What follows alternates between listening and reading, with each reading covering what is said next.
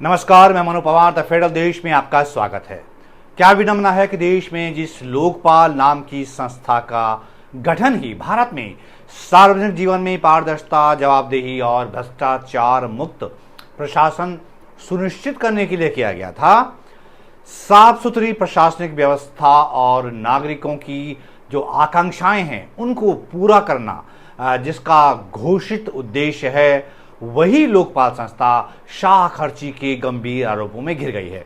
और उसकी वजह बना है एक सार्वजनिक टेंडर जो कि लोकपाल की तरफ से जारी किया गया है और जिसमें लोकपाल के लिए 7 लग्जरी BMW कारें खरीदने के लिए बाकायदा कोटेशन मांगी गई हैं।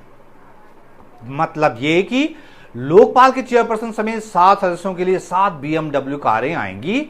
हर BMW कार की कीमत 70 लाख रुपए बताई जा रही है। हाई एंड BMW 330 Li यानी लॉन्ग व्हील बेस हर कार की ऑन रोड कीमत जो है वो करीब 70 लाख रुपए है। यानी कि लोकपाल की 7 कारों की खरीद पर करीब 5 करोड़ रुपए खर्च होने हैं।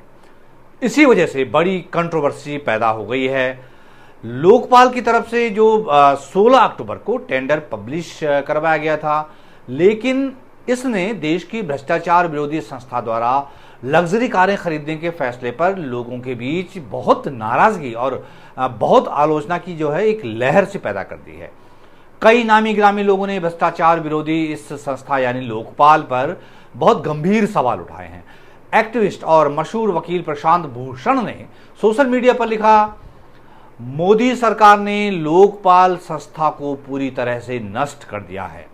पहले इसे कई वर्षों तक खाली रखा गया और बाद में ऐसे सदस्य नियुक्त किए गए जो कि भ्रष्टाचार की परवाह नहीं करते और विलासिता में खुश हैं।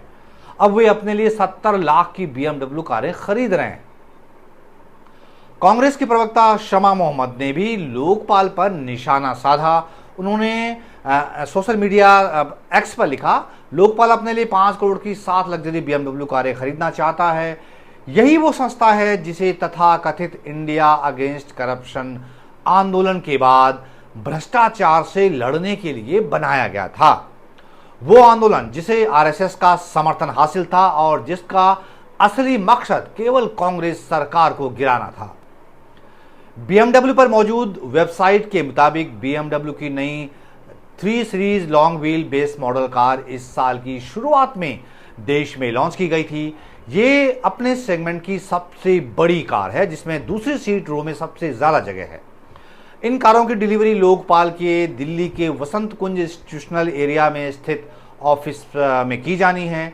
शर्तों के मुताबिक इनकी डिलीवरी सप्लाई ऑर्डर जारी करने की तारीख से 2 हफ्ते के भीतर होनी है। हालांकि अगर देरी भी होती है तो हर हाल में 30 दिनों के भीतर हो जानी चाहिए। टेंडर के मुताबिक बोली लगाने की आखिरी तारीख 6 नवंबर दोपहर 3 बजे तय की गई है। उसके बाद बोली की मूल्यांकन प्रक्रिया 7 नवंबर से शुरू हो गई।